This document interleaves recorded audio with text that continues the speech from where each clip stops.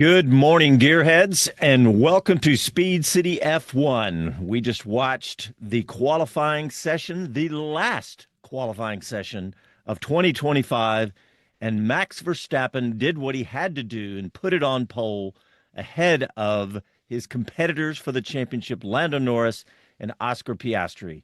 We're going to break it all down for you right now. This is Jon Massengale. I'm joined by Jonathan Green and Bob Varsha, and Chris Medland will be joining us from Abu Dhabi shortly. Jonathan Green, I'll start with you. How about that for a final qualifying session of the year? It doesn't get much better, does it? Brilliantly done by Red Bull, brilliantly done by Max. That was the four-time champion at his finest. Scrub tires, new tires, goes quicker. And you could see the way he hugged his partner and the way he waved to the crowd. That meant so much. And he said it in the interview, which is, you can only do what it's every driver's mantra. You can only do what you can control. And all he could control today was to set himself up to win the championship, was to get pole. And he's done that. And frankly, he knows that puts the pressure right back on the other two. Yeah, exactly right. He did all he can do. Well, Bob Varsha, welcome. And let's get your take on qualifying. Well, I thought it was terrific. And I think despite the impossibly close gaps between cars, I mean, it was thousandths of a second. I think when in the first qualifying session, Q1, eight thousandths. How'd it go again? The top 8 cars were covered by 0.2 of a second. I mean, it's just impossibly close. We see the cars, stream out as a group during the race, but still they are capable of running side by side. And I think the key was we got, the best drama we could get with the top 3 contenders all in the top 3 spots. But the 2 McLaren guys made minute mistakes. I mean, really minute, no big tail wagging or any of that sort of thing. But Max, as you might expect, made no mistakes whatsoever. Jonathan said he was just spot on. The car gripped. And remember, he had a tough Friday in practice. For him to come up there and grab this pole, I mean, it adds a note of drama. So the top 3 contenders all have 7 poles each in this season. It's, you couldn't script this. Now, having said that, we'll make an early prediction. I think Max is going to walk it. And, if the car has long run capability, and there was some question about that from the Red Bull garage, Max is going to be very hard to beat. He had to be first or second in this race to have any shot at the world championship. And I think he's going to get it done. Yeah, I think that he, like we said, he did what he had to do. He has a really good shot at winning this race. 12 of the last 12 Grand Prix here have been won from the front row. So history will agree with your prediction, Bob. But Jonathan, I want to get your take on something that struck me in qualifying was all the activity about the aerodynamic towing that went on. Yuki Tsunoda, who is played the good soldier today after being let go by the team for next year, did a fantastic job of a tow for Max Verstappen and early in Q3. And Max put down that 122.295. And I think maybe one of the reasons he was, so elated, obviously he did what he had to do, put it on pole, but that last lap was even better than the one that he did with the tow, because he did a 122.207. But Jonathan, what about George Russell basically asking on the radio, asking Max Verstappen for a tow? What was interesting is that we've been, consuming both and creating ourselves papaya rule stories all year long. And then on the final qualifying session for the final race, we finally see how pulling a bull by the horns, so to speak, as a cowboy, you know what I'm talking about. Yuki was able to go out, not even set a lap, and give his teammate even the smallest of tows. on those scrub tires. He didn't need it for the second one, but you're right. But that was smart thinking also by Russell, because Verstappen's thinking to himself, "I'll gather all and sundry here." He would have had Beerman in second if he could have done. You know what I mean? He needs anybody and everybody to help him out here if he can, to hold back the thing. He's done his bit, like we said. He's got pole. Now he wants the rest of the field to kind of help him out. But whether they will is another matter. Mercedes engines, that's where I before this qualifying session, I would have said that McLaren had this because they're going to get help from McLaren.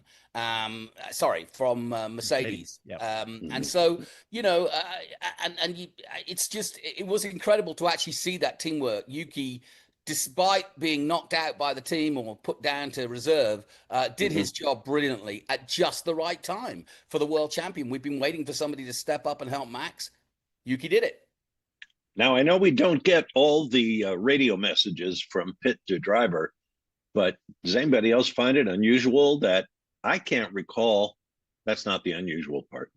I can't recall McLaren telling their guys, telling Norris and Piastri, give the other guy a tow. If there's time, he'll give you one. Yeah, I don't think that was ever on the cards. I think no. And again, that's that's the kind of problem they've got. It's like I said, we've been saying it all season. It's a good problem to have, but it does create its own problems. Yeah, and I think they worried too much. There's so much talk and print and whatnot about papaya rules. What will they do? Blah blah blah blah blah. It is totally irrelevant to what happened today, which is qualifying. And a McLaren front row would be a huge blow to Verstappen's race plan. Huge. Yeah, that's right. That's right. And that's exactly what was going on with George Russell, saying, hey, Max will give you a tow because, Max is going to want Russell. Somebody asked me during the week, they said, who could play the spoiler? And I immediately said, well, George Russell is probably the most likely, maybe Charles Leclerc. And sure enough, here's where we sit today with Russell in P4 and Leclerc in P5. And if something could happen in the race, because we have seen some safety cars here. So, this could get shaken up. But of course, Max Verstappen being at the front has got himself in exactly the right place, because things can happen behind you in the front more than they can happen in front of you. Obviously, later in the race that can change, but this is the perfect setup for Max. And I just wonder if, had all the different scenarios for tows, though, Jonathan. I mean, today it was just funny to watch. I just thought it was great, and especially Russell asking for a tow. Yeah. Well, and that was a message that obviously the FIA choose to put out, but also it wasn't a message to the team. It was a message to Max. Yeah. To say, hey, if you put me in the right position, I will. I will get a tow from you, and I will put myself further up the board. It's not something that you would cognitively be thinking about an opposition team. But it was a secret code to say, hey, I get what you're saying. I thought it was interesting because they are a Mercedes team, or they are the Mercedes team. And you think that their allegiance would be to help McLaren, but and actually, it's so funny. I had it all down in my notes to talk about how that picture of Toto with Vowles the last week where they took fifth. I was like, wow, it just shows you the camaraderie between the Mercedes teams and whether Mercedes will gang together to try to win the championship for either Piastri or Norris. Now, that still could come into play after tonight. Sure. And, we'll see. Certainly, strategy-wise, it could be really interesting to see how the Mercedes-engined cars attack this race. Yeah. All right. Well, hey, we got Chris Medland out in Abu Dhabi joining us with his live microphone. Chris, how are you, my friend? I'm very good, team. How are we doing back in, I was going to say sunny USA. Is it sunny in USA today? It is in Austin. It's pretty sunny out my window, Greenie, in North Austin. I haven't been outside yet. Wait a minute. Murphy didn't demand that you let him outside yet. He's so used to be lying in bed, so yeah. Okay. Well, Chris, give us your eyes and ears there. What's happening? Yeah, it's busy here. I can tell you that. This paddock has been packed. I was chatting away to a couple of team members from Red Bull actually this morning, and they were saying it feels like race day. There's just so many people, so much energy, so much tension. So yeah, it's kind of been like that since Friday, since practice day. Everyone wants to be here to be up close and personal with what's going on, and it does make it all that little bit more special. I've parked myself behind the cameras of F1 TV because they're talking to Zach Brown right now, and I'm wondering if I can just keep an eye on where he goes and see if we grab a word with him in a bit. But I was also listening. One of the reasons I was late to join today, which, as regular listeners know, is pretty much every show, but it was because I was listening to the top three in the press conference, just getting their first takes, especially Verstappen and Norris. And Max was talking about actually how confident he is for the race tomorrow. He says that they focused more on the long run yesterday, which is something that Red Bull admitted. And he said it was the best feeling he's had with the car this year, basically, on a long run. He didn't overplay it, but he just said, yeah, I'd probably say it was the best I felt. So to have put the car on pole by 2/10 and still have that in his locker is a good sign. Norris, on the other hand, was a bit more guarded, was happy enough with his lap, but just a bit more guarded about how he'll approach everything on Sunday and just say, like, I'll make decisions in the moment, whether I risk things or not, and when I'm conservative. But he's not going to pre-plan stuff and think what he's going to do in each scenario because he doesn't know what will play out.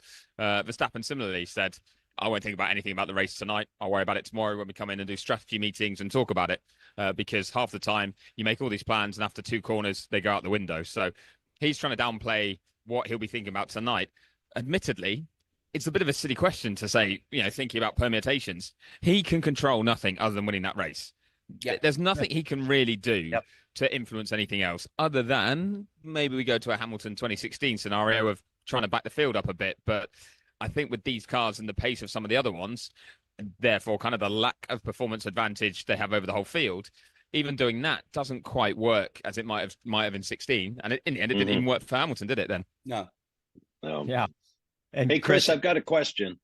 Go for it. This is the stat I was looking for earlier. After Q2, the top 15 cars, the whole field was within roughly less than 4 tenths. tenths. Yeah. 0.367, I think it was, off the top of my head. Right. Mm-hmm. Amazing. Off the top of your head. I've had 2 shots at it and I still don't have it right. You do it right off the bat. Jeez. Got to talk about teamwork. Chris, I don't know when you got on and whether you heard Jonathan and I talking about how surprised we were we didn't see more teamwork from the McLaren boys when it mattered in Q3. Well, I think because they're out for themselves, aren't they? I mean, you do compromise your best lap by the way you prepare the tires, the time you are on track. You want to be as late as possible across the line, really, because that gives you the best track conditions with the way that the track evolves. And if you're going to give a tow to a teammate, well, then that means you've either done your lap already, and therefore you've gone very early, or you're going very late, and therefore the one going late is going to have a bigger advantage. So I think, neither of them would go for that because they're hampering themselves. It's one of the things I do think gets forgotten when people have been talking about this weekend and what if McLaren imposed team orders or ask Oscar to move over, for example, to help Lando win.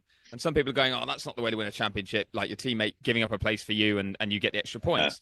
But look at every time that Tsunoda, and it's been very few, but has been in position to do anything that benefits Verstappen, he just does it. That's Red Bull's way of operating. It's very rare that it actually happens, but he did it in Qatar. Right. Great start in the sprint, helped box in Alonso and jumped straight out of Verstappen's way to help him gain 2 places at the start of that race.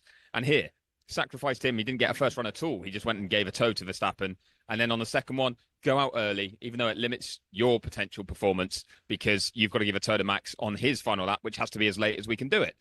That comes and he's on used tires. Yeah, big time. And in the end, he got his lap deleted, but he would have been 10th either way. But Red Bull is still in the fight for second in the Constructors' Championship here. And with Antonelli out in Q2 and both Red Bulls in Q3 and Max on pole, then Yuki, I think in about the top 7 or 8 positions, technically can score enough points to allow Red Bull to overhaul Mercedes if Mercedes don't score. So Russell has to go and get a decent haul of points to stop that happening.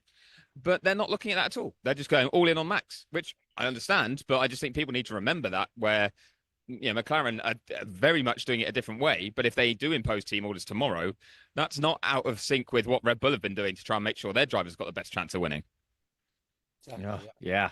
Yeah. Well, I still think, I mean, McLaren has the opportunity when you have two cars, as you just outlined, the fact that Red Bull has one essentially.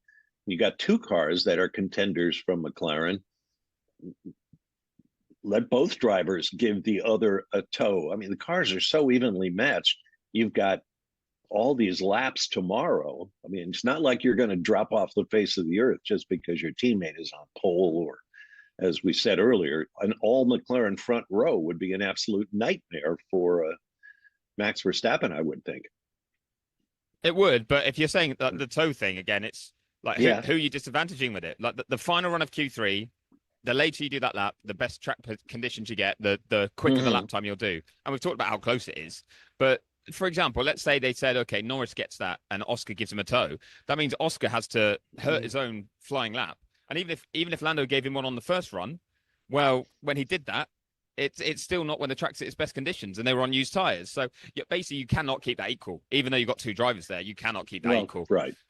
So I'm with you there, Chris. I mean, forget every discussion we've had about papaya rules. There was no way with both guys going for the championship that they could have said, right, one of you help the other get a tow. I just don't see it. But obviously, one of the potential outcomes of that scenario, saying, okay, nobody's towing anybody, go for it. Meanwhile, they have to know that Max is going to get a tow. And would they rather have him on pole than P3? No, that's a good point. No, I mean, your point is totally valid. I just can't see a scenario where they, given everything that's led up to that, where they would do that. Right. Yeah, I think that's absolutely what they'd have done if, say, Piastri was not in the running. Yeah, 100%. But because he is, you can't. He's the one I assume you'd have to disadvantage.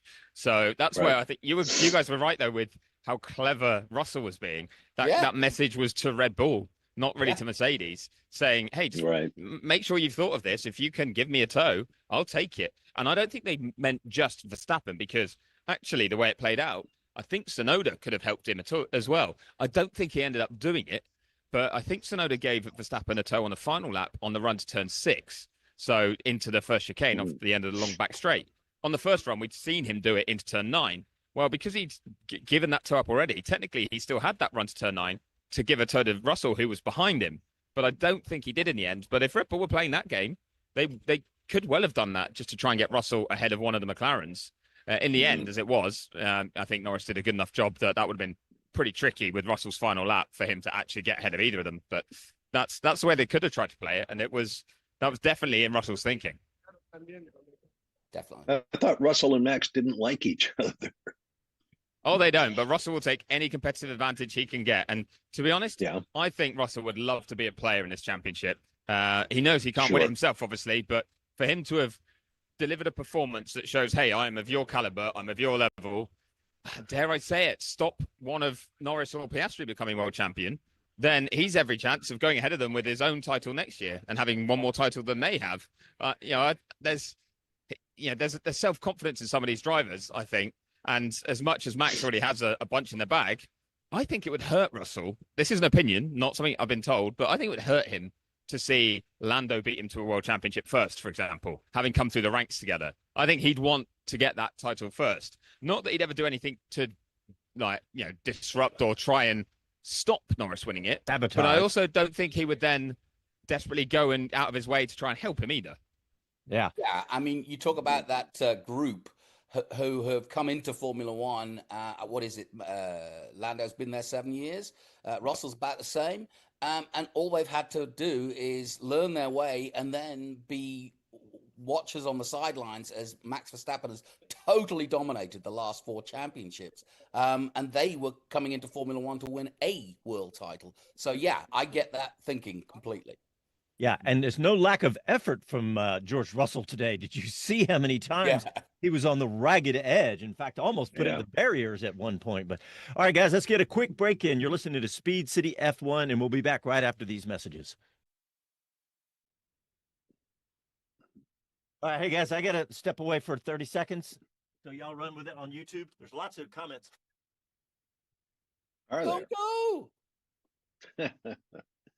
What can we do with "Oh Captain, My Captain"? We're rudderless. We're drifting. So I tell you what I want to talk about. I want to talk about the irony that Bortoleto was the man that took Hamilton out of Q2. I thought that was interesting. Or the fact that Hamilton 3 straight failures to get out of Q1. I mean, 4 technically in the sprint, isn't it, as well? Well, that's true. Yeah. It's there's something seriously wrong there, and I wish I knew what it is. Although, again, as you say, I mean, he had a bad final sector on his final lap, and I think that really that's where it fell away, because gaps, I think, was he 0.008 of a second away from getting through.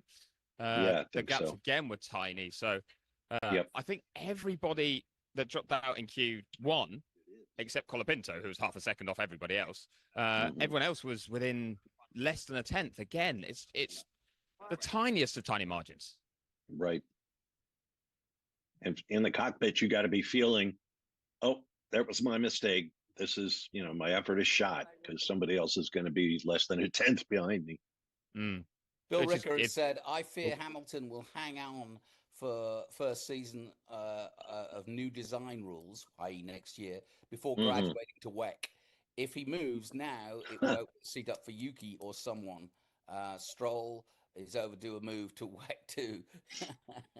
Yep. Some good. Well, I can't imagine Ferrari would bail on this enormously complex deal they have with him, but your point is well taken. All right, here we go.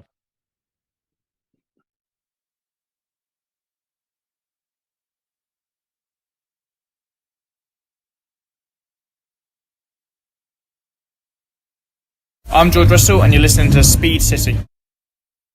Welcome back to the fastest hour in radio, Speed City. All right, well, it is all set up for tomorrow's championship deciding final race of the season, with Max Verstappen on the pole, followed by his 2 competitors for that championship, Lando Norris and Oscar Piastri. We have got it all set up. Chris Medland, I know you're out in Abu Dhabi. Is the excitement, the electric there as it is for us? I just am so excited for tomorrow morning. I don't care how early it is tomorrow morning. Yeah, I hopefully you guys won't need too much coffee to wake up and enjoy that one. It's going to be absolutely electric. It certainly is here. It's so good. It's, like I say, very busy. I'm weaving my way through the paddock, trying to get even eyes on any team members to try and grab. I've already lost Zach Brown, who I imagine may have been whisked off to another TV interview. There is one I've spotted.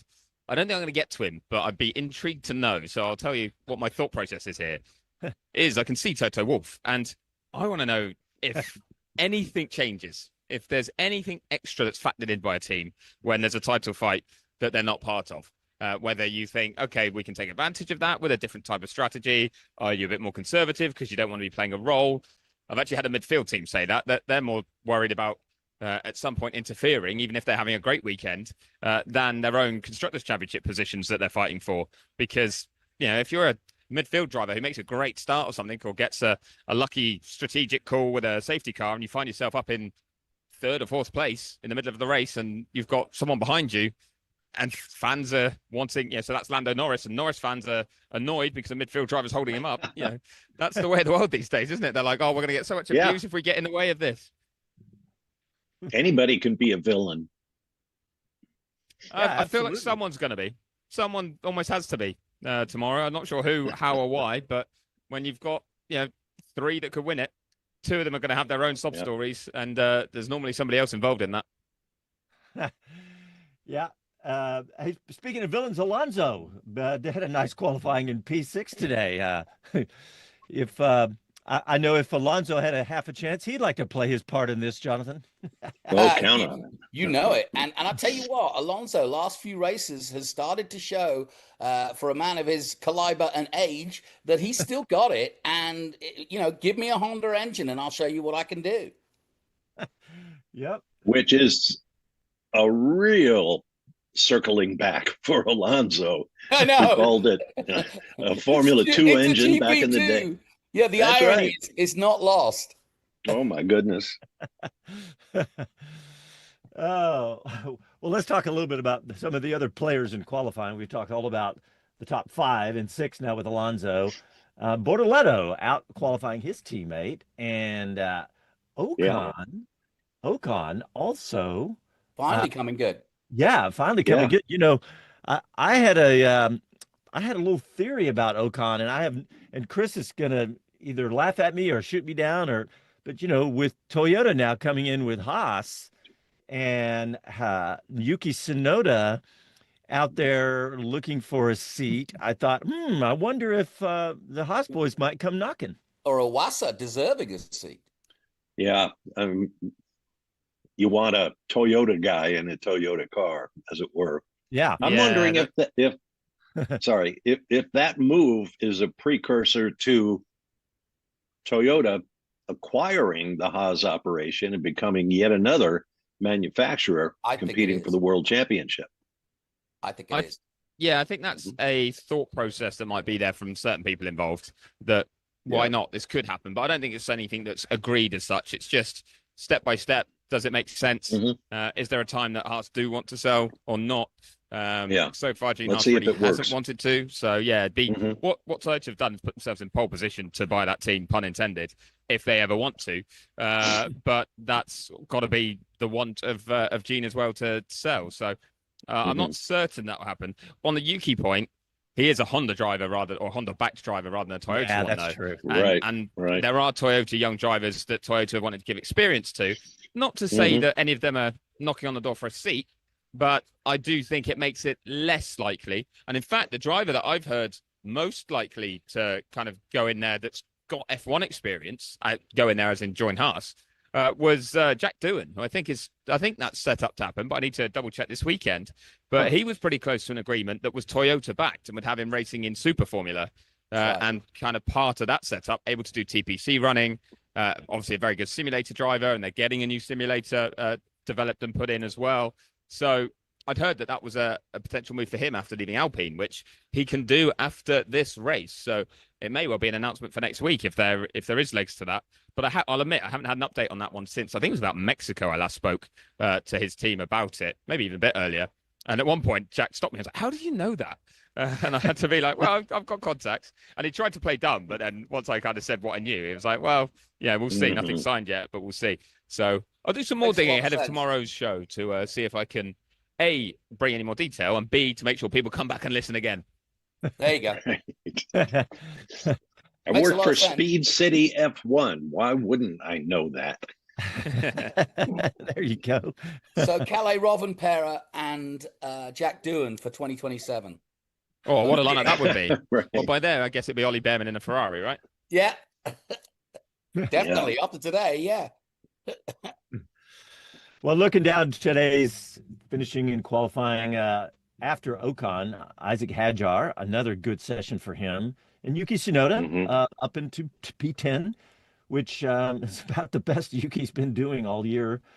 And Behrman he missed Q3 by what? Again, 7 or 8 thousandths of a second. The gaps are just mind-boggling. I mean, the difference between, even the top to the bottom is crazy. But I know Behrman had to be upset about that. Carlos Sainz in P12, Liam Lawson. We'll talk about him, Jonathan. You got a couple stories about him. Liam Lawson, and then Antonelli. That's probably the biggest surprise outside of the top 10. Don't you guys agree? Yeah, I want to jump on that actually.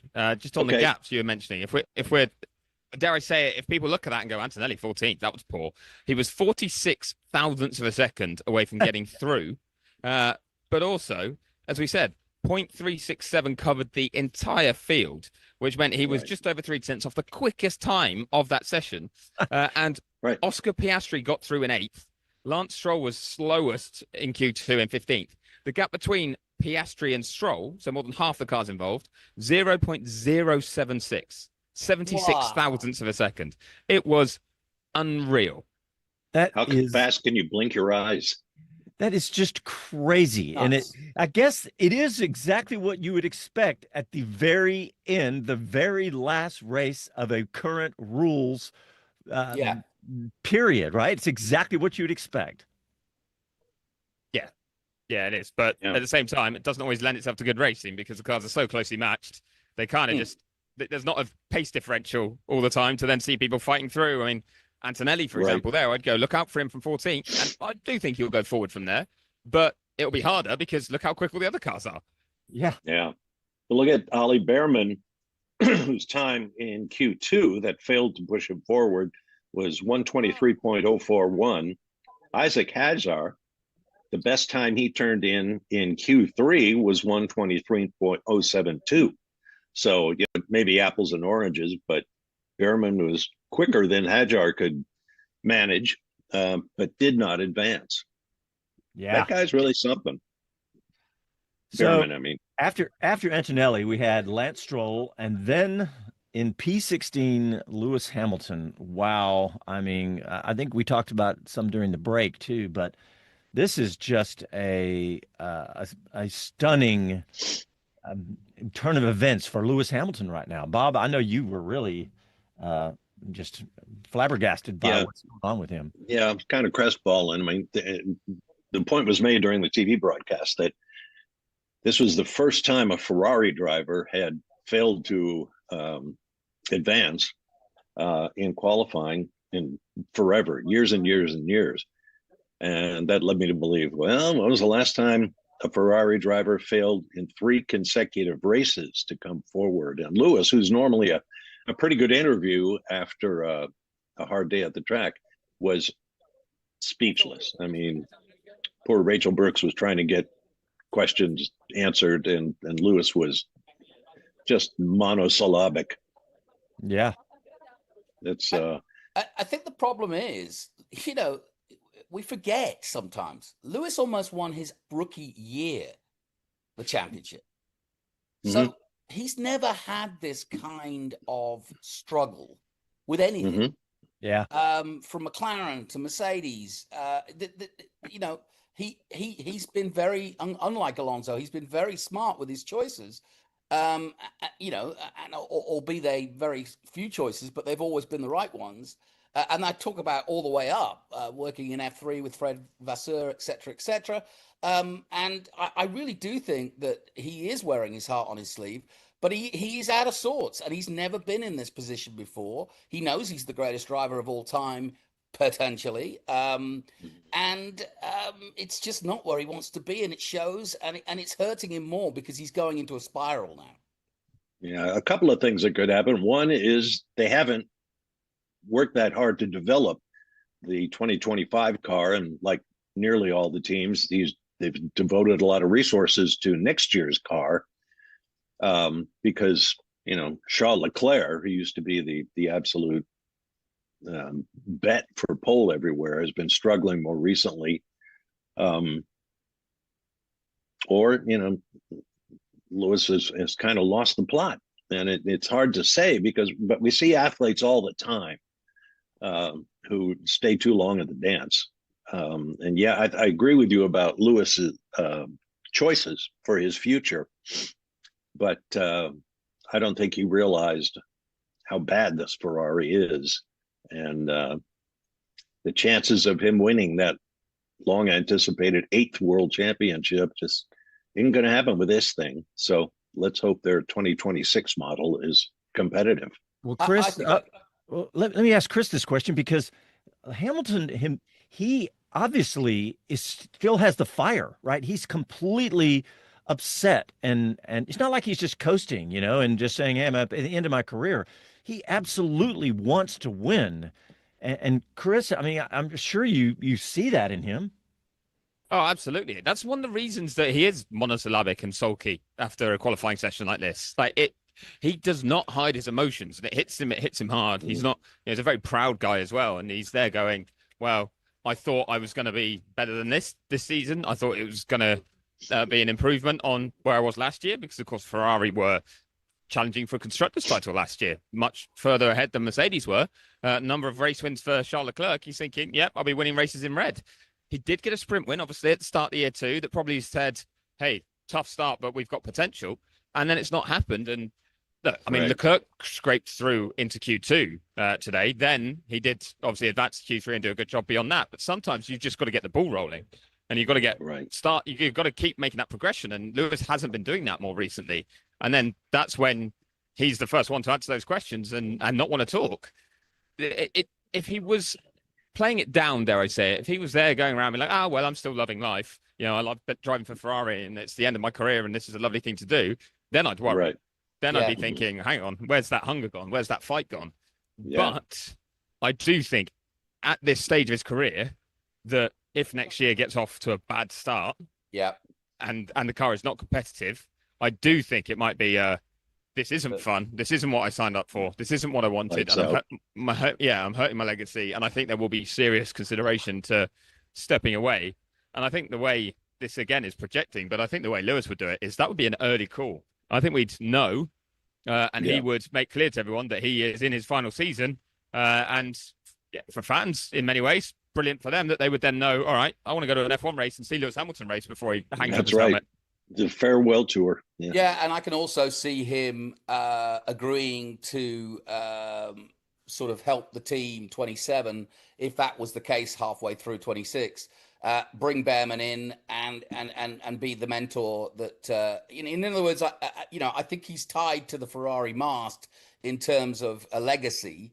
It's just not going to be a world championship legacy. Mm-hmm. Yeah, potentially. He's definitely. I mean, as I understand it, it's a 3-year contract that's been signed. So they'd have to come to the agreement there that he was leaving early. But as you say, I think they've got a ready-made replacement in some certain forms anyway, the way it's been going with Behrman down at Haas, getting all that experience and doing so well. Generally, anyway, like you said, they didn't quite go as well as it could have.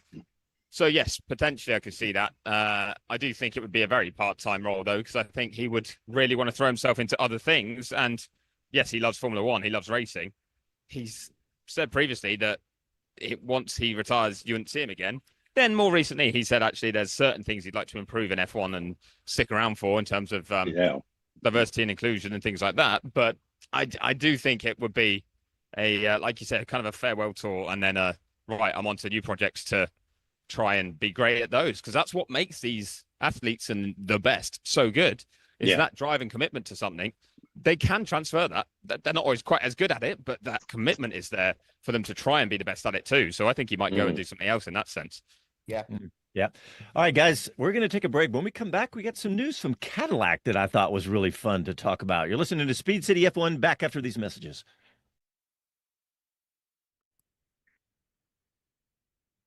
All right, we're still on YouTube. Let's check in with the boys, girls, gearheads on YouTube.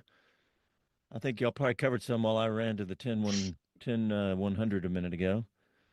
Let's see. David Lawrence is here. Hadn't been here in a little bit. Welcome, David.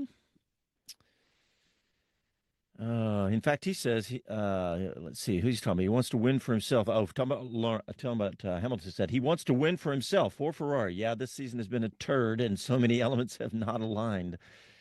Yeah, that's a good term for this year for Lewis. Yeah. Joe says, is Yuki going to be a reserve driver? Isn't that has been announced, right? No, that's that's a fact. Yeah. Yeah. Yeah, he is Red Bull's reserve next year. Yeah. Mike Bowles says gap between grid positions is wow, all caps. Yeah, and then next year we start all over. Yeah, and I think, going back to that Hamilton conversation, really, Hamilton knew going in that it would take time to get up to speed, and he was always looking to 20. That's why he announced so early. He was always looking to 26. So, all bets are off. He just wants to get out of Abu Dhabi and get some rest and reset. Yeah. Chris, you stalking anybody? Any prospects? Sadly not. I haven't seen, since I lost Zach Brown, I haven't seen anyone other than Toto Wolff, who was in deep conversation with very important people the whole time and has now moved those inside the Mercedes hospitality unit. But everyone else has disappeared. Although I do have a touch on that about the McLaren drivers I can mention when we come back as well. But I'm trying to see because it's so busy, I'm trying to see if anyone sneaks down the back of a motorhome. So I'm positioning myself in the dark and see if I accidentally bump into someone at the right time. All right, cool. Why is it that drivers have these suspicious, private conversations and anybody can see them at the racetrack? They don't go have them somewhere else, like Brunei or something.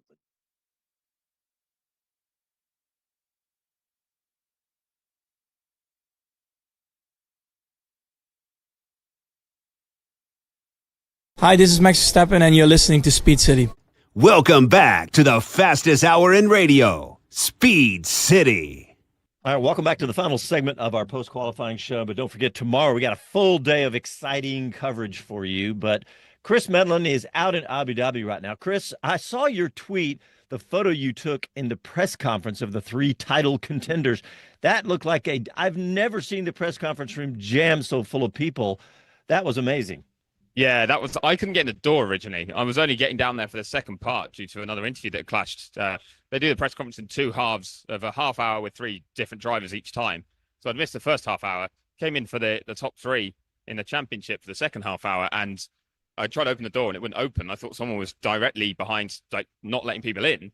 Turned out it was just because it was so busy. Like people couldn't shuffle out the way of the door enough. So I managed to squeeze in the end at the back, and it did mean I actually left a little bit early too, because you weren't getting a question in that room. But yeah, all of the photographers were there wanting a shot of the 3 title contenders. The trophy was in there too. That kind of really set it up and added to the tension of the weekend, really. But speaking of, it was also the only opportunity to speak to the McLaren drivers. That's been McLaren's approach, has been, we're not letting them talk this weekend. They're only doing the mandatory stuff and nothing else. And that was the case with Lando Norris in Qatar as well. And the team said it wasn't a Lando request. It was a team decision that they felt they wanted him just to focus on the job at hand because he had a chance that he could win the championship that day. And I was like, why are you changing things? Why are you, if it's not come from him, why are you like messing with what's a normal weekend?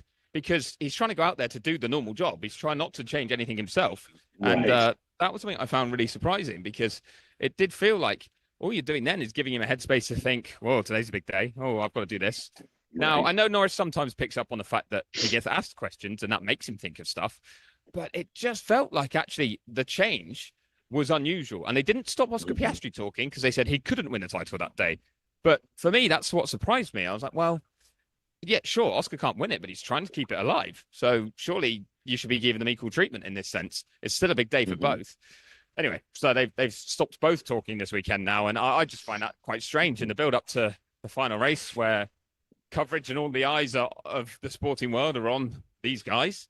I just find that odd that they decided they would kind of gag them a little bit and take them out of the limelight, when that's, it's not normal for what they have in a race weekend and the way they've approached the rest of the season. Yeah, I mean, how many athletes have we seen with their routines? Whether it's somebody coming up to the free throw line in basketball, they have their, rub their socks, whatever. Everybody's got their routines, and here they are throwing them completely off of that. But hey, when we went to break, I talked about Cadillac, and Jonathan, I'll let you have this story. You threw it in the show, Doc. This is so cool the way Cadillac has decided to launch their livery next year. Yes, in a Doritos advert. Hey, in the Super Bowl. Exactly. I'm being facetious. They are going to launch their car during the Super Bowl. And I think that is a fantastic way to go. It's a great way to take an audience that isn't expecting it and doesn't really probably know much about it. But what a platform. What talk about getting to the heart of American culture. That's it. Absolutely. It makes me instantly think about when the Haas F1 team came in. they imagine the money that Cadillac is about to spend. I'm sure we could Google it. It's what, $10 million for a 30-second ad. More than that. Right. Yeah, who knows? Yeah. And imagine had Haas had that same money just to put it into the team.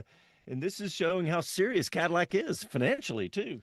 Well, someone from Haas actually said, I posted the story of it on my Instagram and just said, do we call this a baller move? Because it was a football on the picture. And they said they could hire 20 people for a year at that price on full-time salaries, which is saying something. But just so everyone's aware, something like this is marketing spend and therefore outside the cost cap. So that's why they can spend that money if they want to spend that money and they see the value in it, which I kind of think is very, very cool. I was slightly disappointed when I first got the message saying Cadillac are launching on a Sunday, so you've got another Sunday to work. And I was like, well, that happens. And then they said it's Super Bowl. And I was like, all right, so we have to go to the Super Bowl for work? I am down for that. But yeah, Speed City's got 4 tickets. Well, the problem is if you go to the Super Bowl, you won't see it because it's on the adverts on the TV broadcast. So you're not seeing that. Get in the way of a good story, Chris. That's right. It's just... I've ruined my own attempts if I put those tickets through my accounts at the end of the year, haven't I? That, right. But you blow it now. Expense. Yeah. You had it all going. I get all those cups Yeah. of tea in the middle of nowhere. Okay, well, while you guys were creating comedy, I looked it up. A 30-second Super Bowl ad cost approximately $7 to $8 million for the most recent Super Bowl ad, which was early this year. So who knows what? I don't want to Debbie Down it, but GM would have had an advert in the Super Bowl halftime anyway. I wonder what the probably. UAW thinks of it. What do the Yeah. union auto workers think of all this money being thrown everywhere by the team? That's always in that, like Jonathan, like Chris was saying, this is the ad budget. They can get away with it, right? So Yeah. It makes you wonder if Audi going to have one in there, and Ford, and yeah. Wow, wouldn't that be cool? Battle of the network commercials. Battle of the networks, battle of the automobiles. I like it. It would be awesome. But like you say, that's for a 30-second ad. Who's to say this will only be 30 seconds? Yeah. Because I've heard it's going to be one heck of a production. This is not just an advert. There's kind of like a mini movie that they're going to be creating to launch this. It could still be a 30-second mini movie. I don't know on the length, but there's a chance it's longer. So, for example, let's say it's a 60-second one. What are you saying there? About $15 million? Yep. Yeah, give or take. Yeah. Bargain. Yeah. There's no volume discount. Come on. Hey, Chris. So have we heard anything about the livery? Because you remember we saw that little teaser from Cadillac, and there was a hint of what looked like to me papaya on the fenders, on the front fenders of the car they put out. It could mean nothing, but have you heard any rumors? I haven't actually, and I will admit I was at a dinner with Graham Loudon the other night. He was here just kind of thanking the F1 communities for the support, for welcoming them in, for letting them become part of the show, and kind of backing them to expand the grid, because obviously there was a lot of opposition from some of the teams. And it was the last race that they could do that. Because well, right now I don't have to stress about what we're doing in practice tomorrow, what we're doing the rest of this weekend. But from the next race, I have to worry about that. But he did just say the furthest point was the colours of Cadillac that have been shown, really, a kind of black, silver, red, aren't there? Little flashes of red that were in some of their launch bits. So I think it's going to be very Cadillac. I think it is going to be in keeping with Cadillac branding. I don't think papaya as such would be something along those lines, but they've got space to do something a bit different. And certainly if they get sponsorships that they want to incorporate the colours of, because it sounds like they won't have a title partner next year. As much as Dan Tarras has said they were working on that, I've been told that they might not have one for next year in the same way. They'll have just big sponsors. So maybe some of those will influence delivery too. Well, if you've seen their print ads, expect it to look like a football. Yeah, I saw that. Sunday, February 8th is the Super Bowl 2026. So that's the day we get to see the new Cadillac livery. And man, Jonathan, we just have to pause, and you too, Bob. We, as Americans, this is just a seminal moment. Yes, the Haas F1 team has been around, and I'm not going to downplay that. But this is so big for Cadillac and General Motors, and the commitment and all of that to step in. So just amazing. But play the anthem, Casey. Play the anthem. No, we'll all have to stand up and remove our hats. And speaking of seminal moments, tomorrow is going to be one. The last time we had 3 or more drivers battling at the final race of the season was 2010. So it is all set up for a fantastic day tomorrow.